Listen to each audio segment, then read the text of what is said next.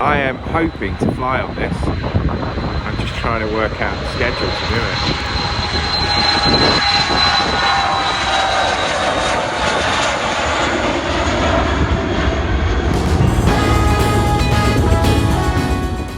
Hi guys, it's Chris here from Some Bloke Who Travels a Lot, and today we are going to answer the immortal question, does size matter?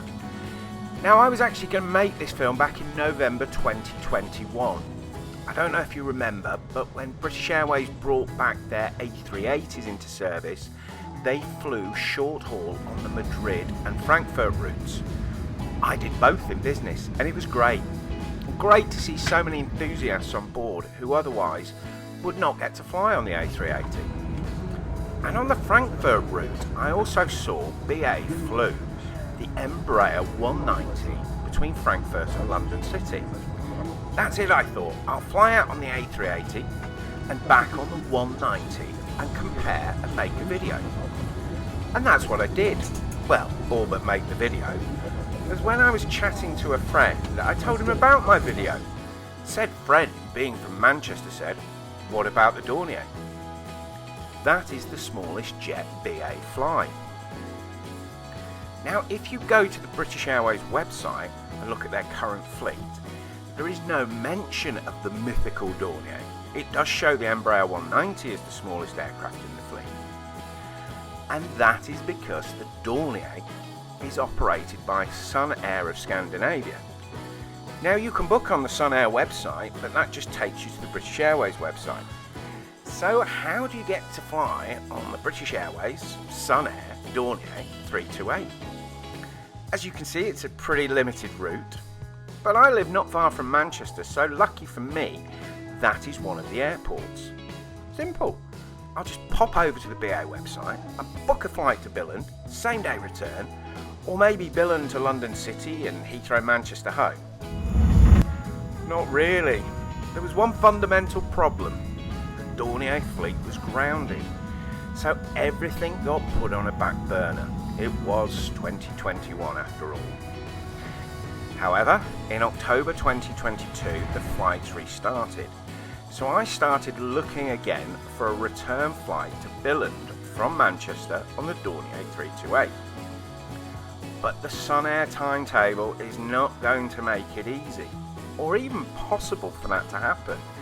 I guess they don't set up their timetable just to suit the over-keen av geek who wants to fly on the Dornier. Then there was problem number 2, the price. Now, I travelled on a Tuesday, and as you can see, the Sun Air flights are not what you call budget. As same day wasn't possible on the Dornier due to the timetable, I looked at overnight in Billund. It's home to Legoland, so that's not going to be cheap. I was basically looking at over £1,000 to fly on the Dornier. But I didn't give in. And with some witchcraft with Avios and a great deal of patience, I managed to book the flight. Manchester Billund for £45 and grabbed a bargain evening flight Billund to Heathrow business class for a bargain £126. I'd worry about getting home later.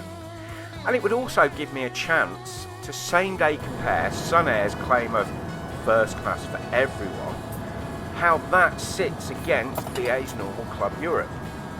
Now, to be fair, looking at Sun Air's website today, that claim is nowhere to be seen. It only refers to its service on board as what is included, which is pretty similar to Club Europe. Anyway, that's how I sort of booked the flight. Next week, I will show you my full flight report, the lounge at Billund, and the Club Europe flight back to Heathrow, Airbus style. So you might want to consider subscribing and ringing the bell so YouTube will notify you when that goes live. Thanks very much for watching, and see you next week.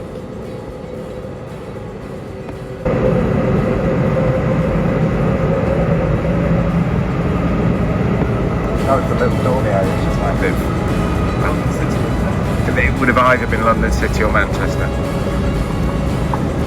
But everyone who got off that flight, they were all around what company you were. I then said to him, he said, "What's your post?" I just wanted to fly on the plane. She's looking at me like,